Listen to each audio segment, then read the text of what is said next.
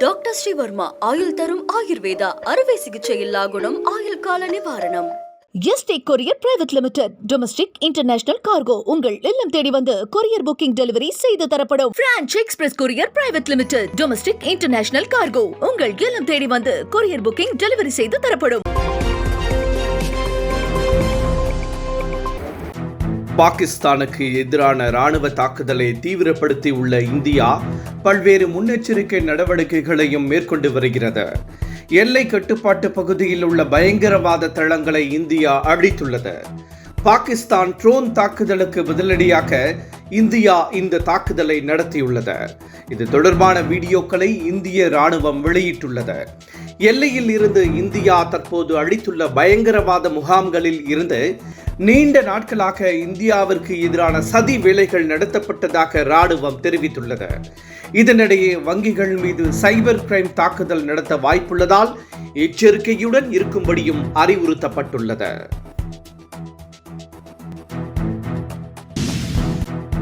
இந்தியாவிற்கு எதிரான தாக்குதலை முப்படைகளும் தீவிரப்படுத்தி உள்ள நிலையில் பிரதமர் நரேந்திர மோடி முப்படை தளபதிகளுடன் ஆலோசனை நடத்தினார். பிரதமரின் இல்லத்தில் இந்த சந்திப்பு கூட்டம் நடைபெற்றது. அது மட்டுமின்றி பாதுகாப்புத்துறை அமைச்சர் ராஜ்நாத் சிங் மற்றும் பாதுகாப்பு படை தலைவர் அனில் சௌகான் ஆகியோரும் பிரதமரின் அதிகாரப்பூர்வ இல்லத்திற்கு வந்து ஆலோசனை நடத்தியுள்ளனர். ஆபரேஷன் சிந்தூர் தாக்குதல் மும்முரமடைந்துள்ள நிலையில் இந்த ஆலோசனை மிகவும் முக்கியத்துவம் வாய்ந்ததாக கருதப்படுகிறது. ஹஜ் பயணிகளுக்கு அறிவிக்கப்பட்ட 25,000 ரூபாய் மானிய தொகையை முதலமைச்சர் இன்று வழங்கினார்.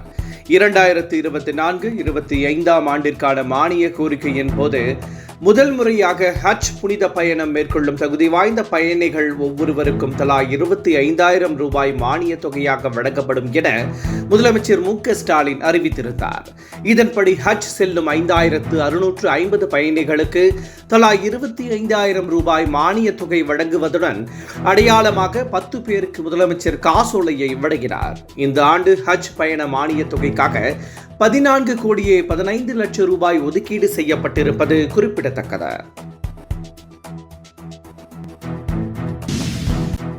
அடிப்படை தேவைகளை நிறைவேற்ற தவறிய திமுக அரசை கண்டித்து சிதம்பரத்தில் வரும் 15ஆம் தேதி அதிமுக சார்பில் கண்டன ஆர்ப்பாட்டம் நடைபெறும் என இபிஎஸ் அறிவித்துள்ளார். இது தொடர்பாக அவர் வெளியிட்டுள்ள அறிக்கையில், மக்கள் நலன் பிரச்சினைகள் மற்றும் அடிப்படை தேவைகளை நிறைவேற்றுவதில் அக்கறை காட்டாமல் குடும்ப நலன் ஒன்று மட்டுமே குறிக்கோளாக கொண்ட திராவிட மாடல் அரசு செயல்பட்டு வருவதாக கண்டனம் தெரிவித்துள்ளார். சிதம்பரம் அரசினர் காமராஜர் பொது மருத்துவமனை மற்றும் சிதம்பரம் நகராட்சி ஆகியவற்றில் அதிமுக ஆட்சியில் கொண்டுவரப்பட்ட திட்டங்கள் திமுக அரசால் காழ்ப்புணர்ச்சி காரணமாக கிடப்பில் போடப்பட்டுள்ளதாக இபிஎஸ் குற்றம் சாட்டியுள்ளார். சிதம்பரம் சட்டமன்ற தொகுதிக்குட்பட்ட கொள்ளிடம் ஆற்றில் உப்பு நீர் புகாமல் தடுத்து நிலத்தடி நீரினை காக்கும் வகையில் அதிமுக ஆட்சியில் தடுப்பணை கொண்டுவர முதற்கட்ட பணிகள் மேற்கொள்ளப்பட்டதாக இபிஎஸ் சுட்டிக்காட்டியுள்ளார். இந்த திட்டத்தை கடந்த 4 ஆண்டுகளாக கிடப்பில் போட்ட திமுக அரசை கண்டித்தும், இத்துடன் திமுக அரசின் நிர்வாக சீர்கேடுகளை கண்டித்தும் கடலூர் மாவட்ட அதிமுக சார்பில் வரும் 15ஆம் தேதி சிதம்பரம் காந்தி சிலை அருகே கண்டன ஆர்ப்பாட்டம் நடைபெறும் என இபிஎஸ் அறிவித்துள்ளார்.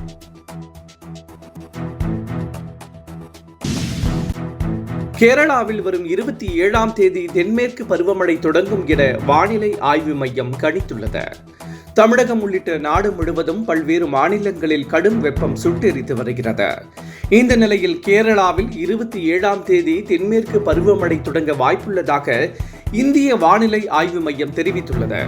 தென்மேற்கு பருவமழை ஜூன் 1ஆம் தேதி தொடங்கி 8ஆம் தேதி நாட்டின் பிற பகுதிகளில் மழையை கொடுக்கும்.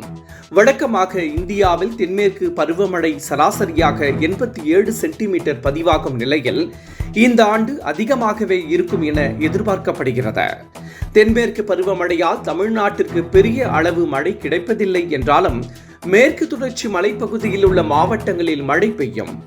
இதன் தாக்கம் காரணமாகவே பிற பகுதிகளில் வெப்பம் குறையும்.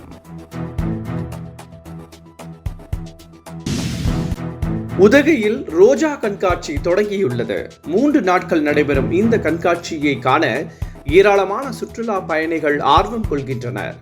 நீலகிரி மாவட்டம் உதகை மலை மற்றும் வனம் சார்ந்த ஒரு எழிலான பகுதியாகும். உதகையில் நிலவும் சீதோஷ்ண நிலை காரணமாக அது சுற்றுலா முக்கியத்துவம் வாய்ந்த இடமாக கருதப்படுகிறது. மேலும் சீசனின் போது நடைபெறும் கண்காட்சிகள் மிகவும் பிரபலமாகும். குறிப்பாக ரோஜா கண்காட்சியை காண மக்கள் ஆர்வம் கொள்வர்.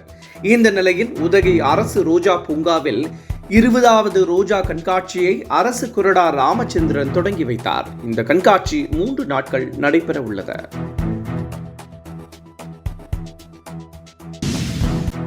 தமிழ்நாட்டு மாணவர்கள் மிகவும் பாதுகாப்பாக உள்ளதாக உயர்கல்வித்துறை அமைச்சர் கோவி செழியன் தெரிவித்துள்ளார். போர் பதற்றம் உள்ள நிலையில் காஷ்மீரில் சிக்கிய மாணவர்களை மீட்க தமிழக முதலமைச்சர் மு.க. ஸ்டாலின் உத்தரவிட்டார். இதன் அடிப்படையில் நடவடிக்கை மேற்கொள்ளப்பட்டு முதற்கட்டமாக 5 மாணவர்கள் திரும்பியுள்ளனர். இந்த நிலையில் ஜம்மு காஷ்மீரில் சிக்கியுள்ள மாணவர்களை மீட்க அனைத்து நடவடிக்கைகளும் எடுக்கப்பட்டு வருவதாகவும் தமிழ்நாட்டு மாணவர்கள் மிகவும் பாதுகாப்பாக உள்ளதாகவும் அமைச்சர் கோவி செழியன் தெரிவித்துள்ளார்.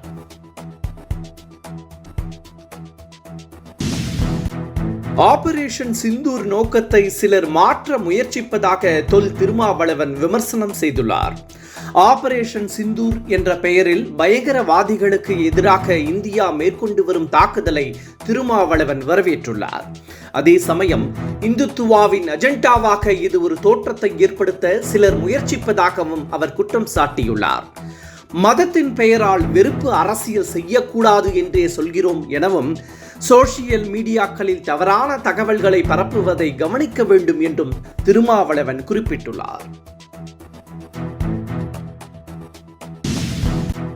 விழிப்புணர்வு நிகழ்ச்சிகள் தவிர மற்றவற்றில் வான்வெளி தாக்குதலில் சைரன் ஒலி பயன்படுத்துவதை தவிர்க்க வேண்டும் என மீடியாக்களுக்கு மத்திய உள்துறை அமைச்சகம் உத்தரவிட்டுள்ளது.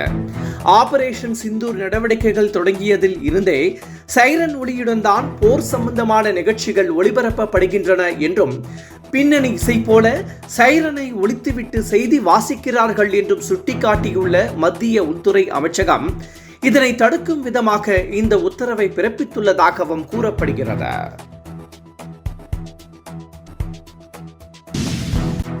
வரும் 13 மற்றும் 14ஆம் தேதிகளில் பல்வேறு மாவட்டங்களில் கனமழைக்கு வாய்ப்புள்ளதாக இந்திய வானிலை ஆய்வு மையம் தெரிவித்துள்ளது.